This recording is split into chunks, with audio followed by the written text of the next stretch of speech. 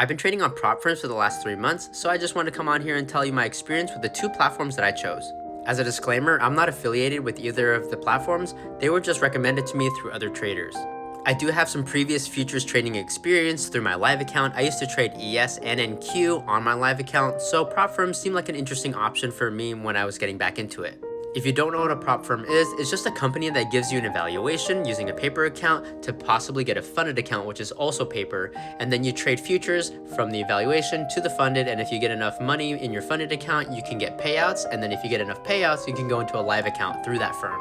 The reason why prop firms and funded accounts are so popular nowadays is because the barrier to entry is quite low from a monetary standpoint. Accounts range anywhere from $50 up to $150 based on discounts for each of the firms. And the two companies that I went with were Apex and Lucid. For Apex, I went with the 50K end of day drawdown with Tradeovate as the trading platform.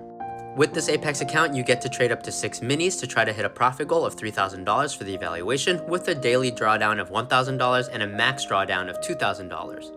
And then for Lucid, I went with their 50K Flex Eval. The key difference for this account is that you can only trade up to 4 minis, the end of day trailing drawdown and the max drawdown are the same at $2,000, and there's a 50% consistency rule. The 50% consistency rule basically just means that you can't make more than $1,500 on a per day basis to try to pass the evaluation. Now let's talk about something that most new traders, especially ones for prop firms, misunderstand. When you open an evaluation at 25K, 50K, 100K, 150K, that amount means nothing to you. All you care about is your max loss and your drawdown. So what this means is on Apex, you technically only get to risk $1,000 of downside per day on the 50K.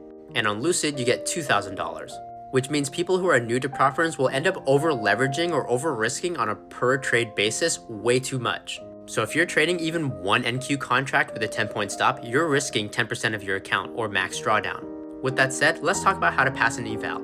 There are two ways you can pass an evaluation. You can take it slow with a strategic approach with good risk management, good trade management, good setups, or you can go max contract and try to pass in either 1 to 3 days. And to be honest with you guys, I currently have a 45% pass rate on both Lucid and Apex using max contracts for my sizing.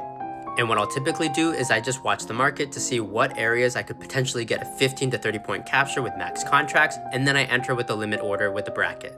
On Apex, it's pretty straightforward. I either pass the account in one trade or it's blown. And for Lucid, it is a little bit more complicated because you can't make more than $1,500, so I look for an 18-point capture with 4 contracts.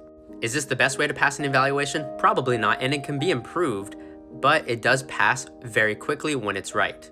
So that's the update that I have on my Propfirm journey so far. I do have a couple of fundeds that I am still trying to get a payout on, and I'll update you guys when I do get one.